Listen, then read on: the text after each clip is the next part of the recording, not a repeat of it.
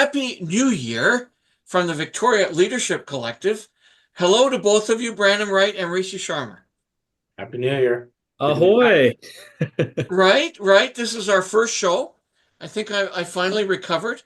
There is extraordinary momentum on the political side in 2025. It feels like I've already gone through an entire year of stuff. I can't believe it. But we're extremely lucky and honored today to have Brandon Wright, CEO of Barnacle. You have spoken to the Sydney Breakfast Club, a local industry-based networking group, a couple times. You've told us the remarkable story of your company, and we want to capture a bit of the leadership origins of what you're doing, which we'd be very lucky to do that. So maybe you could give a little sort of elevator pitch around what your company is and Mhm. where you've come from. And then the first question for me will be really, um, where does leadership come from? Like, why you? Did Yeah. you did you eat a bunch of Wheaties one day, or like, where does Absolutely. that come from? Absolutely. Well, yeah, no, thanks so much for having me, John and Rishi. I'm super, super thrilled to be here. And yeah, I just love, as I mentioned earlier, actually, just what you're doing for the community and very happy to participate here. But yeah, so I'm Brandon Wright, founder and CEO at Barnacle Systems, and we develop vessel data loggers. So what that means is it's a piece of hardware that you put on board a boat, whether it's a recreational boat, industrial boat, or a military boat, and it collects all the sensor data from your engines, your power systems, the vibration on the boat, and allows you to get insights on whether your boat's healthy or not. And it all started, my background was fairly unique for someone on Vancouver Island. I used to develop perimeter surveillance systems for the CIA and US Air Force and spent 7 years in the Middle East, going back and forth throughout my career during the Iraq-Afghan wars, developing these systems. And so, Cancel the show. I'm Yeah, done. I know. so We'll be yeah, muted. very Stop normal recording, for like delete, delete. Yeah. yeah, very normal for like a surfer dude from Vancouver Island to be Oh doing that yeah, stuff, very. right? That's But awesome. in 2017, my personal sailboat broke anchor and floated to shore and never told me. And it was embarrassing because my entire career was developing remote monitoring equipment and Right. I couldn't remotely monitor my own boat. And so that's where the idea came from. Oh. And so 7.5 years later now, we've grown the business tremendously. We're now spec'd in on police boats here in Canada, so we can record all the enforcement activities. It's kind of like a body camera for your boat when it comes to military, but we're collecting all that data and allowing them to review their enforcement events. We're on special forces boats, been meeting with Navy SEAL, like all the stuff. So it's just it's been one of those things where it's been hold on tight and yeah, see what happens. Well, Jesus, take the wheel. a globally recognized company now, leader here on Vancouver Island, and of course, the angle we're interested in, as I just mentioned, is the leadership piece. Like where does where does where did that start for you? Where does it come from? Rishi and I've always talked about where is the seed? Why is one person a leader, one person is not? Not that there's anything wrong with that, but Yeah. why, right? And when I have had you hosting a couple of City Breakfast Club meetings, I can't tell you how many emails I get about people who say, "I love Brandon Ray. We love him. We love to hear his story. We can't believe that you got him." Tell us if you can, where do you think that's coming from?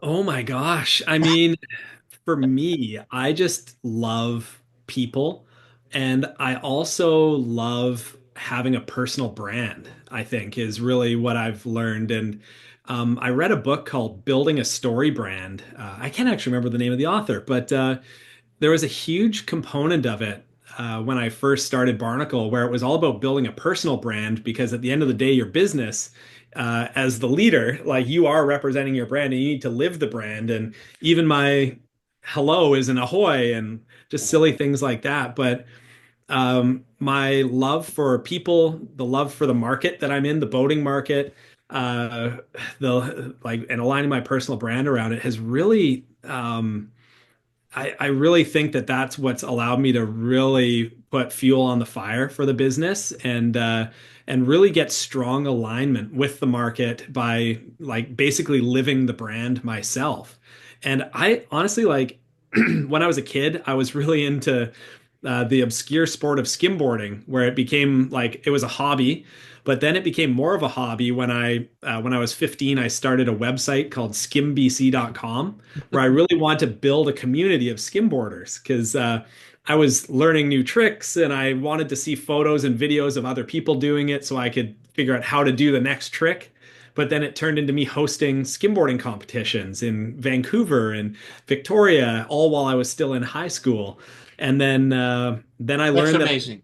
and then I learned I could build an online store and all these things. So it like I don't know, I've just loved bringing people together and now it's turned into bringing people together under a common goal of a business. So but yeah, I couldn't pinpoint like what my genetic problem is that put me here.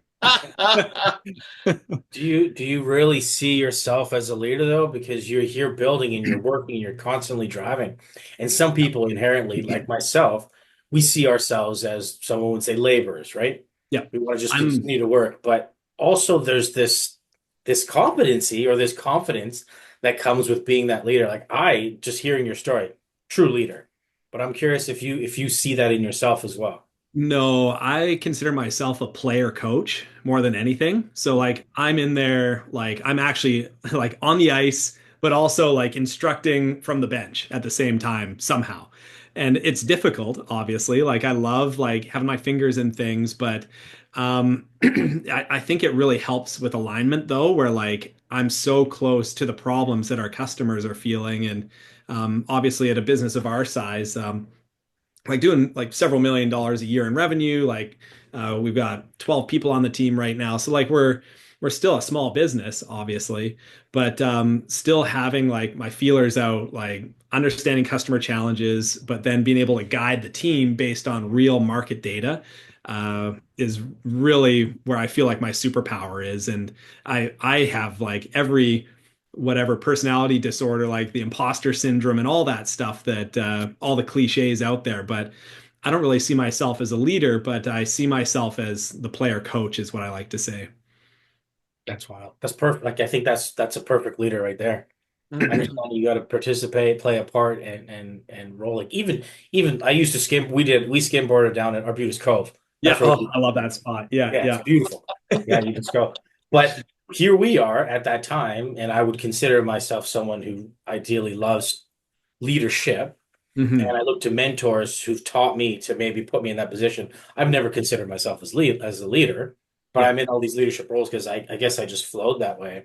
My Yeah. confidence comes back from a mentor who told me that, you are great at what you do. It just takes one or two people to give you that little bit of confidence and you'll move ahead. But even starting that website at that young age, like Yeah. that's leadership, man. That's Yeah. visionary moving forward. Yeah. I guess John and I we have these conversations, try to pinpoint Yeah.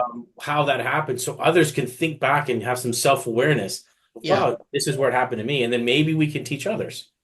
Well, Yeah. and that is the crux, isn't it? That Mhm. at some point, the question of what is your leadership style?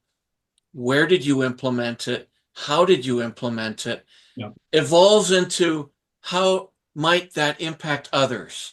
And Yeah. can we teach others? And can that be transferred to others? A natural business conversation, Of right? course. And Yeah. so to some degree, Brandon's brand, like I just want to work for you. I don't even know what the hell. I don't just from Yeah, here. Oh, I want to work for you. You're Yeah. inspiring. You're just it's drawing like a magnet. How do you instill that in others? Is it Yeah. possible to do that? Yeah, it's a good question. I mean, what I've learned throughout my career now, and I'm 38, like to set a standard. Like I'm still young in my career and still trying to figure it Yeah. out. And I'm gonna make a lot of mistakes I and have all that. two kids older than you. Oh my Lord, that's amazing. the age thing Um, always kills us. yeah. 38. Oh my God, I Lord. got 10. I'm 49, just 50 in Yeah. August. Yeah. Oh my Lord. Good Well, for you. I think like I've I've taken the roles where I've worked the 16, 18-hour days and then started up and done it all over again. And I've really learned that there's a certain point where I'm not effective anymore. And there were times where I wish that some of my managers reflected on that when I was doing those roles. And so, one of the books that I read that I really enjoyed was "Let My People Surf" by Yvonne Chouinard. Like, actually, I'm wearing a there we go, wearing a Patagonia pullover right now, but Cool. Patagonia founder, and it's really about building a business as a community of people and respecting the people and their personal, their business, and their family buckets, and that each of those buckets needs to be topped up to a certain amount for them to be able to perform both personally, well, not both, but in their personal, their family, and their business lives. And for me, like really enforcing like 9 to 5 at our office, like give me your best 8 hours. Like don't give me a half-assed 10. Like give me your best 8 hours. And then let's go home and let's switch off. Like let's go be with our families. Let's plan our vacations. Let's like the greatest joy in my life is when people like the Barnacle people have their vacations and we know that we can support them through their vacations through salary and we have an unlimited vacation policy here where we work together as a team. No one's ever abused it and they work together to like already at the beginning of the year they're already placing their vacations throughout the year about where they're going to go and how it will affect the team. They're not thinking about themselves. They're thinking about how this is going to affect each other and how it's going to put additional weight on person A versus person B. And they start negotiating that internally, which then creates this really healthy environment of knowing that, hey, I'm going away for 3 weeks, which a lot of companies won't even allow, but the team's going to back them up because we have a culture of supporting each other. So again, it's really distilling it down to building a community within our company and then strictly enforcing some boundaries so that we can have healthy personal, business, and family lives. John, it seems like Brandon is across those two varying descriptions that we said of leadership. Remember, it was one was like it's always the little things and continuing, even leading on the little decisions. Then you're a leader if you decide to do one thing over the other. And one was just those who take that big risk. Yes. That's the leaders. Like who's going to really get out there and take that risk? Like Christy Clark, for example, running for the Yeah. leadership of the Federal Liberal Party, knowing there's certain things that she may not have, but putting herself out there again, like that's huge Yeah. across Canada and getting hammered with whoever might ask the questions. And now social media will come at you. But Oof. it seems like your business was that kind of risk and that visionary thing. But now you're talking about all these little leadership aspects that you're throwing in as well. Yeah, it's a really good point. I mean, when my boat broke anchor, I was very happy at a job as a product manager, making a great salary, and my wife was a stay-at-home mom at the time. My daughter was 2 years old. Wow. Like, not a great time to quit your job and go all in. And but it was one of those things where it's that balance of luck and hard work. Like it was as much as it seems like I wasn't lucky, but it was so lucky that my boat broke anchor at the time it did during the market of Internet of Things and remote monitoring. Uh, Mm. but it took the hard work of recognizing and realizing, like, hey, this product does not exist. Therefore, I have a choice to make and it's take a huge risk that figuring out like what's the worst case scenario. Thankfully, my worst case scenario was if it doesn't work after 6 months or a year, I'll just go back to a well-paying job with a in a stable career. Sure. And then the best case scenario is what, in my opinion, has happened is we've grown a business. We now have government contracts. We're very stable. Yeah, we've got a lot of backing now. Like we're in a really Yeah. good position. So yeah, but yeah, I guess I agree. Like, yeah, I probably fell into both of those sides, but I think it's the mix of having a strong understanding of risk and what my risk tolerances are, and then also just my love of community for sure. Well, let's take a little bit of a different angle now. And that being, you've indicated now that you're doing business with some pretty whole high profile folks. Yeah. And in the normality of things, one would quite possibly be intimidated by dealing with these folks, four-star generals, I don't know, CIA, Yeah. where does the confidence come that you're going, whatever, like I'm going to talk to these people. Yeah. That's leadership. Where does that come from? How did that develop? Yeah, honestly, the confidence came from building my own personal brand. Like I've really taken the time to understand how I present myself, to immediately uh, give myself some authority by like the way that I introduce myself in these, like in my spiel, is I develop perimeter surveillance systems for the CIA and US Air Force. Like immediately, it's like, okay, like legit. And then, Scary. yeah, and and if you listen to any other podcast I've been on, like it's always the same. So I'm never like it's never a different story. So some people that may be listening to this are like, ah, gosh, I could retell Brandon's stupid story like in my sleep. But it gives me the confidence to go into any situation where in my head it's just a script. Yeah. And like I've had the Minister of Defense here. I've met with the Secretary of Defense of the United States. I've met the King of Dubai.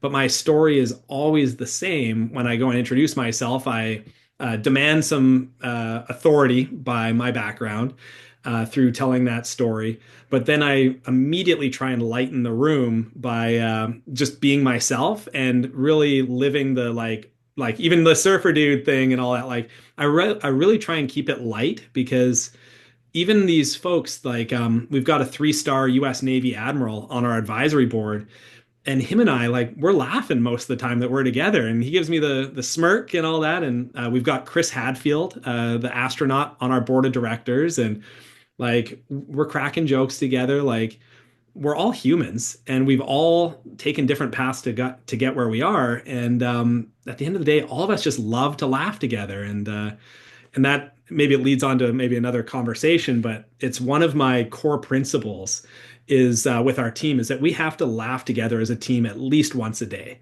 Hmm. It was from another article or some blog post that I read where just laughing together is the greatest way to bond with a team. And so we will play Mario Kart. We'll do all the silly startup things, but we're always laughing at least once a day as a team, even in some of the darkest times. That is Just amazing. laughing at our misfortune, if that's what it is. What great trust building exercises, right? That's any leadership book that I read or will read, continue to read it, like Lynn Yeah, Shield, for example. It's all about trust and relationships. But yeah, that's if that was your idea to pull that together, that is a true leadership skill hmm, yeah, in creating those opportunities for safe conversations, for trust. yeah, It's exceptional to hear because a lot of organizations, and this kind of surprised John, a lot of organizations do not look at their leadership It did. value and what they need to do and the yeah. skills and competencies you need to be a good leader. Like Right. I won't say it's basic, it's difficult, and there's a lot in there. So you've got to dial in to what works best for you. Yeah. But for heaven's sakes, at least have some. Yeah, and I mean, my fear, just being very transparent here, is that like as we grow, there's gonna be a point where like I was going surfing with a pal of mine this weekend, and he's got 130 employees at his business. And I'm like, gosh, like I can't laugh with 130 people. Like I could go around and like crack jokes at everyone's desk, but like I need to figure out a way to allow this to trickle down. Yeah. And that's where I'm going to be listening to your podcasts and learning from other people because I feel like I'm a pretty good leader at this stage, but it's the growth and the maturity of the business that's coming that I is total You're like, apprehensive about a little bit. Yeah, yeah. I had an online learning company that I was a partner with in the 2000s. Mhm. And we grew from obviously three of us to at our height about 120, and it was across North America. And we didn't master that skill. Mm, And what ends up learning, what the lesson, the business lesson I learned after that was to mature and solidify and have very transparent layers of management. And so that each manager at every level knows exactly what to do with their group and then knows exactly and how that gets communicated to you. We never Yeah. mastered any of that, Mm, and eventually blew up because right. it all collapses, and that's tough. Yeah. But I think you're if you're already thinking about that, Yeah. Yeah. you're gonna be very, very successful. There's Um, yeah, listen, I wrote a thesis on relationship building, and there's competencies, but it was all about me learning. Like I had already been a chief of staff, worked with a couple of premiers, ran for council provincially, worked on a couple of campaigns, but still so much value in a first person thesis on building my own self-awareness and unconscious bias and personal mastery. So Yeah. if you're putting people in those positions, yeah, there's the team that you need to worry about and bring them together. But if that person doesn't have those skills and abilities on relationship building, then Yeah. it's going to fail. And mm, those are the leadership skills and those who actually want to be leaders. And it's a skill and competency that's becoming more and more in need Yeah. as we mhm. move forward. That's where I think you'll get some real success in making sure those people understand themselves and their abilities Yeah. and how to talk to others. Yeah. So we are very lucky to have a global business leader like yourself Yeah. on this podcast. But I don't want to take advantage of that. Okay, so we should likely tie up now. We're at about half an hour, but I would like to end it, but as we do with others, if you might want to list out 3 or 4 lessons or um, criteria by which you would say to somebody, this is the sort of things you should consider, in my opinion, being your opinion, that develop leadership personally, relationship wise, business wise. You identified one of them Mhm. already. Maybe you want to review that again. That's the Yeah. got to keep you got to keep laughing with your team. Yeah. But that's how we should end it. If you can do that, I'm elongating this question because I'm putting you on the spot here, Brandon. Yeah. Yeah, no, I mean, again, my knee-jerk reaction is really like understanding your personal brand and understanding what your personal core values are and how they align with the business. Because for me, like I've got like the one major core value we have at Barnacle is be nice. And the amount of times we've been to trade shows and things like that where you hear people talking crap about each other, it's crazy. But then when you're nice to people and you treat everyone with respect, and if someone has like a pretty trivial question, it's not a haha, you don't know the answer. It's, well, let me help you and let me answer the question and see how else I can support you. So for me, like, yeah, it's building my personal brand has been key to understanding myself and introspectively understanding how I am as a leader. But then, like, core values within the business, of course, are the be nice, laugh together every day, and yeah, and building a community. So those are really the things that are important to me. And as you probably can tell, like none of those are technical. Like none of them have anything to do with the product itself, but they're the things that I feel like allow us to bond. I feel like the team that we've built together, we could build a rocket ship, we could build a door jam. It doesn't matter, but we'll do it very well because we work so well as a team. It Yeah. turns out that you might have to form a political party Yeah. and begin to instill those values with all of us because it feels like the world is moving rapidly away from all of those things you identified. Yeah, I'm actually flying into DC on Monday on the day of the inauguration and No. meeting with Congress people on the Thursday and meeting with some admirals and all that. But like literally during like the nest of like the inauguration, I'm landing. Well, Yeah, make sure you come back. I know. I like I'm actually a little bit nervous about being in DC during the inauguration. It's gonna be Absolutely. fascinating. Rishi, did you have anything you'd like to end up with, or Well, I didn't think we were going to get political, but please stop the tariffs, Brandon. Yeah, no doubt. Get your hat that says Canada's Oh, not for sale. I Stop the know. tariffs. Get But Oh be my careful. gosh. You're right. Be careful. Yeah, it's You're someone we need around. You're an exceptional person. You seem like a fantastic leader, and your team's lucky to have you. So thanks for joining us. no, yes, thanks for the Rishi. opportunity. I'm so thrilled, and I love what you are all doing for our community of leadership and all that. So I'm just very grateful to even be surrounded by people like yourselves. Wow. Take care. Good luck next week. Yeah, thank you. Thank you. All right.